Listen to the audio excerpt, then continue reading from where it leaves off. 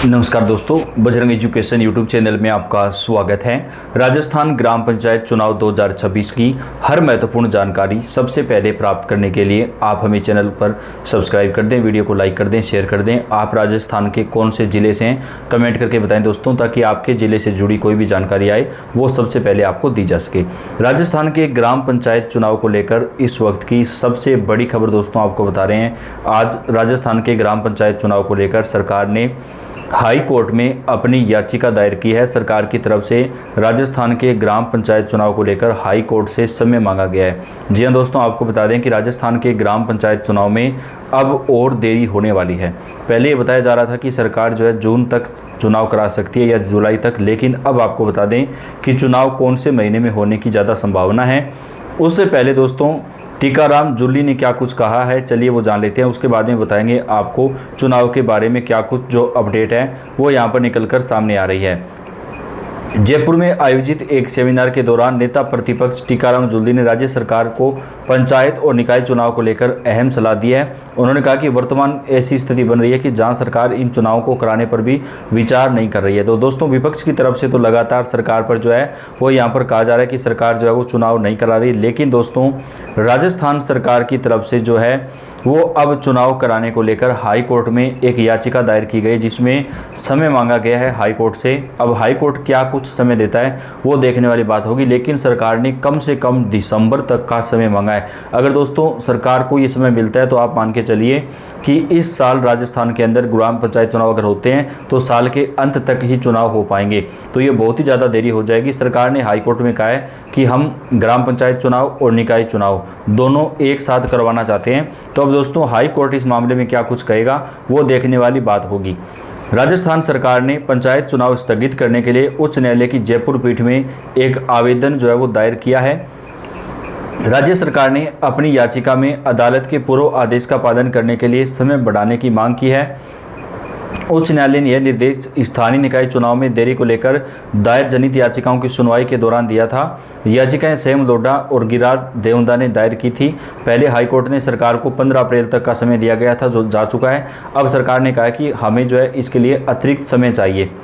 सरकार ने विस्तृत आवेदन दाखिल करके अदालत को सूचित किया है कि वह निर्धारित समय सीमा में चुनाव करवाने में असमर्थ हैं। शहरी विकास एवं आवास मंत्री जाबर सिंह खर्रा ने बताया कि महाधिवक्ता राजेंद्र ने सोमवार को अदालत में यह आवेदन प्रस्तुत किया।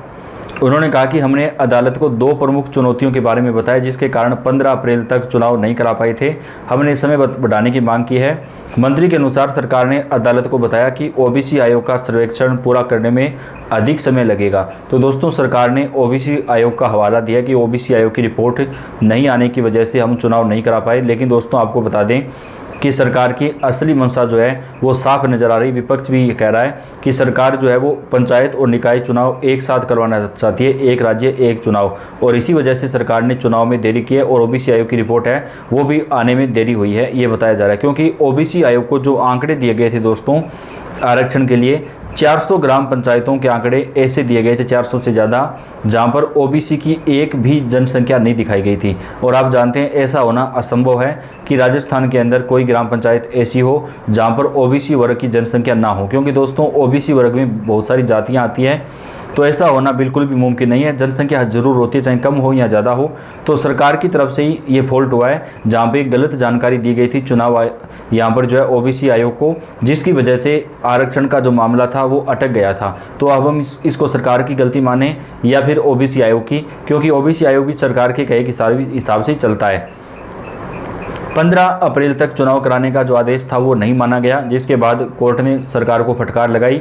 मंत्री के अनुसार सरकार ने अदालत को बताया कि ओबीसी आयोग का सर्वेक्षण पूरा करने में अधिक समय लगेगा।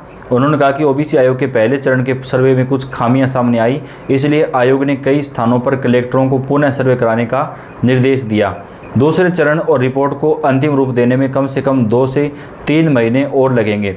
यानी दोस्तों सरकार ने कहा है कि 2 से 3 महीने का जो समय है हमें राजस्थान के ग्राम पंचायत चुनाव कराने में कम से कम 2 से 3 महीने का जो समय है वो ओबीसी आयोग की रिपोर्ट आने में लगेगा, और उसके बाद में जो चुनाव है वो करवाने में भी देरी होगी। तो दोस्तों आप मानकर चलिए सरकार ये चाहती है कि हमें कम से कम दिसंबर तक का समय दिया जाए। क्योंकि राजस्थान के अंदर जो निकाय चुनाव हैं उस सभी निकायों का कार्यकाल समाप्त नहीं है। कुछ निकायों का जो कार्यकाल है वो नवंबर दिसंबर में समाप्त हो रहा है। तो सरकार ये चाहती है कि सभी निकायों का और ग्राम पंचायतों का जो कार्यकाल है वो एक साथ जो है वो चुनाव जो है वो करवाए जा सके।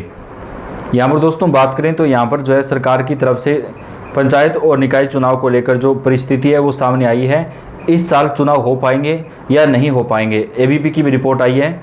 राजस्थान में पंचायत और निकाय चुनाव का इंतजार कर रहे आम जन के लिए अब इंतजार और भी लंबा हो सकता है। हालांकि राजस्थान हाईकोर्ट ने 15 अप्रैल तक चुनाव कराने का निर्देश दिया था, लेकिन उस समय सीमा के भीतर चुनाव नहीं हुए।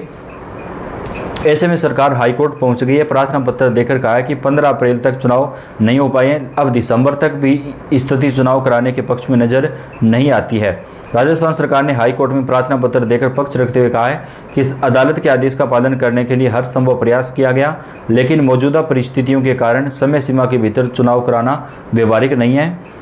आपको बता दें कि ओबीसी आयोग का कार्यकाल भी पिछले दिनों 6 महीने के लिए बढ़ाया गया था।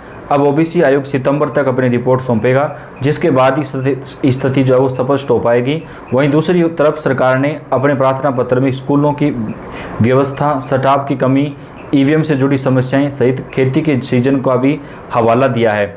अप्रैल के लिए सरकार ने कहा कि स्कूलों में नया सत्र शुरू है और 25 अप्रैल तक प्रवेश चलेंगे, इसलिए शिक्षक चुनावी कार्यक्रम में पूरी तरह से उपलब्ध नहीं रहेंगे। मई जून में भीषण गर्मी और आपदा प्रबंधन की जरूरत बताई गई है, जबकि जुलाई सितंबर में बारिश और कृषि कार्यों के कारण ग्रामीण मतदाता जो है वो व्यस्त रहेंगे। अक्टूबर दिसंबर के लिए सरकार ने कहा कि पंचायत समितियों और जिला परिषदों का कार्यकाल खत्म हो रहा है, इसलिए चुनाव उस समय कराना उचित होगा। तो सरकार ये चाहती है कि अक्टूबर से दिसंबर के बीच जो है वो राजस्थान के ग्राम पंचायत चुनाव करवाए जाएं। प्रार्थना पत्र में यह भी कहा गया कि शहरी निकायों के लिए 22,891 मतदान केंद्र और ग्रामीण क्षेत्रों में 45,380 मतदान केंद्र बनाने की संभावना है। शहरी मतदान केंद्रों के लिए लगभग 1,14,455 कर्मियों और ग्रामीण क्षेत्रों के लिए 2,26,900 कर्मियों की जरूरत है। सरकार ने ईवीएम मशीनों को रीसेट करने और अन्य तैयारियों को भी बड़ा प्रशासनिक काम बताया है। तो दोस्तों राजस्थान के ग्राम पंचायत चुनाव को लेकर जो है बेहद बड़ी खबर निकलकर सामने आ रही है।